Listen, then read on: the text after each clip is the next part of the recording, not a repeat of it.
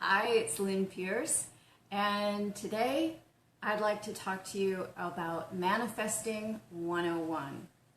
So this is something that came up for me this morning in my meditation. All of a sudden my thoughts just started moving towards, what do people think about manifesting? How do people think they are as manifestors? How does this play into their life? And how does it work for them? So, hi Travis, nice to have you here. And I decided that this was something that would be good for us to talk about. So, I want to talk about the difference between manifesting, setting goals, and creating a vision for your life. Okay? You may look at my life. Well, I can see my house here and I can see the ocean. You can't. Ocean, it's right over there. But you might look at my life and think, wow, you're living in Cabo, you're living at the beach. I wish I could do that. You must be a great manifester. Well, yes, I am a great manifester. And I planned this. I consciously created this. And that's the thing. We all are consciously creating all the time. The thing is, we only say, wow, I'm a great manifester when something's going really well. But we're manifesting 24/7. We manifest everything in our lives. So while, yes, I would like to pat myself on the back for manifesting the fact that I live here and have, a great place that I love living and everything else that goes along with it, the fact is I've also manifested many things that I'm not happy about, that weren't what I consciously wanted. For example, a 10-year physically and verbally abusive relationship certainly isn't something that I set out to do a vision board for. I don't know where you'd even get the pictures for doing that one, but there's other things as well.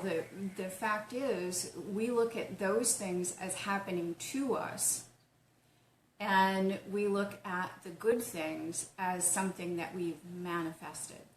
So what's really the difference? Well, manifesting is a process. Manifesting just is. It doesn't judge what the input is. So if I consciously thought that I was asking for one thing that was very positive, and yet, well, let's take that example of being in an abusive relationship. So I'm at the time wasn't even consciously looking for a relationship, but I meet this very attractive man. We hit it off immediately. I think everything is wonderful. I'm looking at this in a very positive way. So consciously, I'm being very positive, and yet my self-esteem, my self-concept is very low at the time.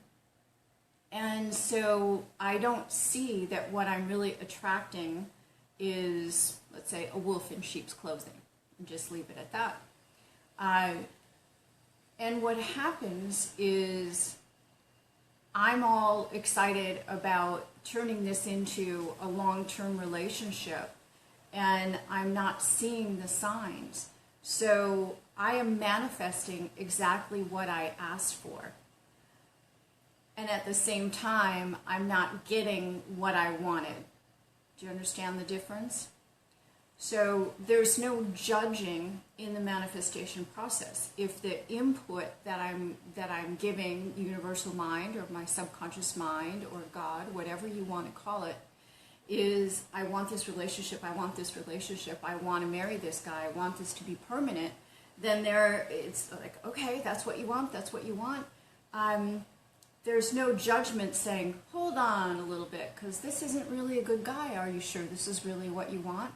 So you're manifesting exactly what you keep inputting and inputting and inputting. That's why it's so important that we're aware of that inner conversation that we're having all the time.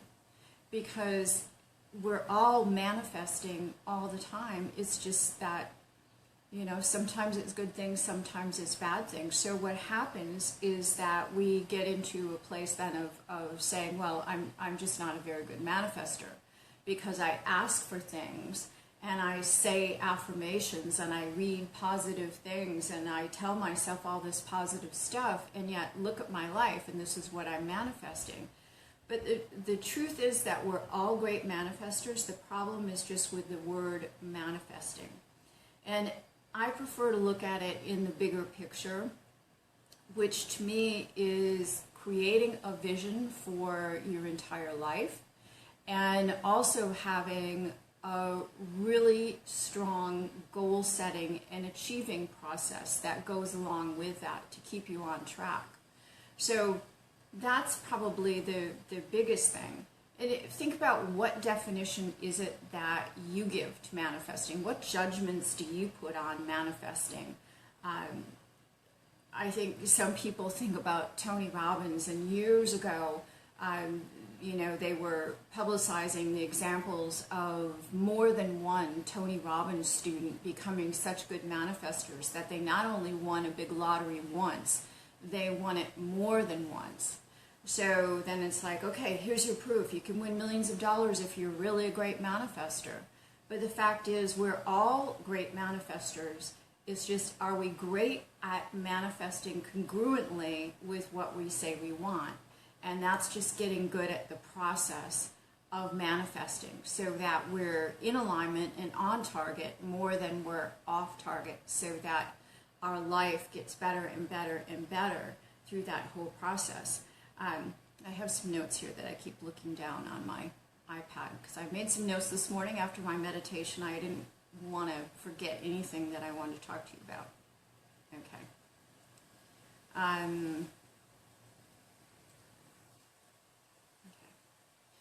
The other thing is that I've been manifesting my life. When I look back, I can go back as far as when I was 16. And I realized at that point that I wanted to have a life different than the life that I had at that time as a teenager and the life that looked like it was going to play out in front of me. So I made a conscious decision that I was going to do something differently. And I decided what that was, what it would look like for me. I made a plan, I followed through, and I literally created the life that I wanted to have, one step at a time.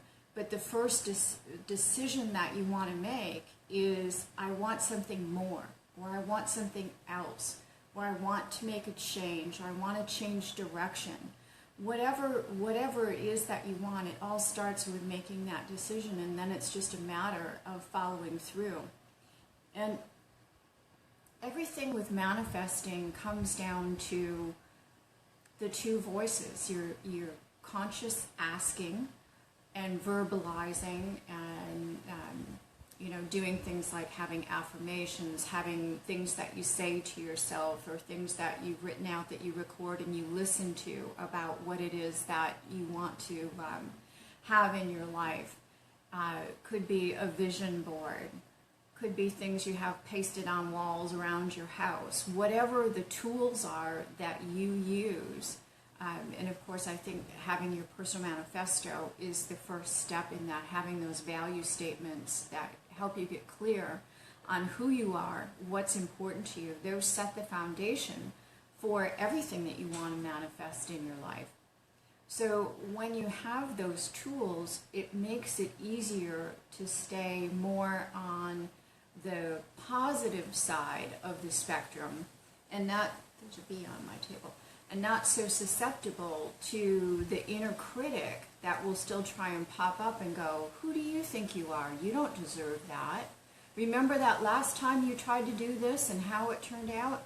So whatever those voices are of, I don't deserve to make a lot of money, or, I don't know what will happen if I change my life. What if my friends don't like me anymore?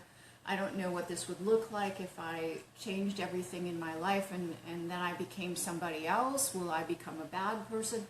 all the little doubts that are in our minds of the unknown, things that we haven't experienced before, that prevent us from taking the leap. So when you're looking at this, the one thing that you need to keep in mind is your goal is to have at least 51% of the whole positive, because you're going to manifest wherever the strength of conviction is, wherever that alignment is what's going to manifest.